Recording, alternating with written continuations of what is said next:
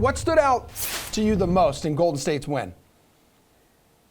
Yeah, this game really showcased the talent disparity between these two teams. It really did. Shout out to Spencer Dinwiddie for dropping 26. But besides him, no one really showed up to help Luka. And like you said, Emerson, Luka didn't even show up until the second half. And then on the other side, 6 guys scored in double figures for Golden State. Klay Thompson clearly took offense to me predicting another bad game for him. I said take the under on his points prop. I said fade him in DFS contests yesterday. He heard me, and he came out and he hit the over on his points prop in the first half.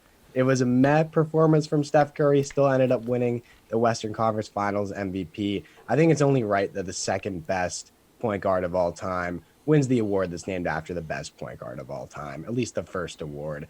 But when it doesn't matter that Steph didn't play that well, because when the Warriors offense is moving the ball like that, you can get away with it. Another thing that stood out is Draymond Green is already anticipating the Celtics. He said, I think in the postgame, we're playing Boston.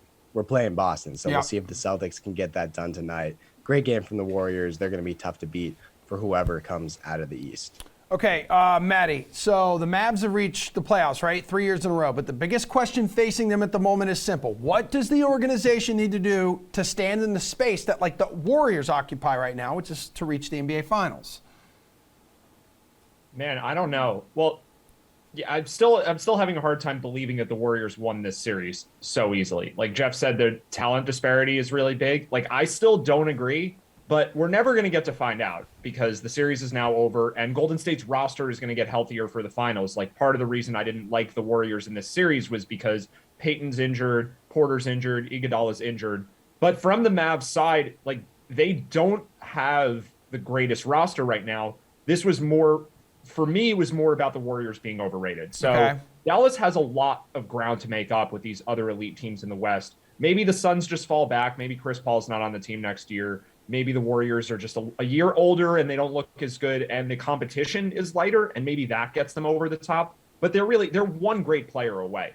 I think over the last couple of years, they were hoping that would be Kristaps Porzingis. Clearly, he didn't stay healthy long enough for that to really be a realistic option. So I think they're just one really good scorer to complement Luka away from being a great team. I know they have Brunson, but I think they need a front court player.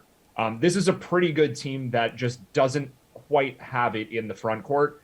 And I don't know if there's a trade they can make or anything, but I don't think they're that far off. It's just they're pretty depleted in their forwards and centers. We see this with, Kevon Looney putting up like 15 rebounds, 18 rebounds, 20 rebounds. Clearly something is lacking there. So I guess it doesn't necessarily need to be an offensive player. You put Rudy Gobert on this team, I think they're a championship contender at that point, or maybe even the best team in the Western Conference.